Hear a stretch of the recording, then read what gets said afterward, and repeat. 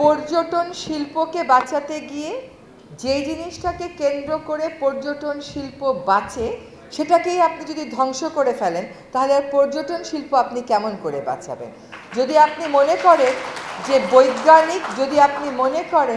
যে বৈজ্ঞানিক যে বিশ্লেষণগুলো আছে দেশীয় এবং আন্তর্জাতিক, যেখানে বলা হয়েছে যে 2045 সালের মধ্যে সেন্ট মার্টিন ডুবে যাবে যদি প্রবালের ক্ষয় আমরা রোধ করতে না পারি, সেটাকে আপনি কেমন করে অবজ্ঞা করবেন? আপনি 8,000 মানুষের দ্বীপে পর্যটনের নামে প্রতিদিন 10,000 লোক ঢুকাবেন। আপনি যদি ওই দ্বীপের বাসিন্দা হতেন আপনার কেমন লাগতো?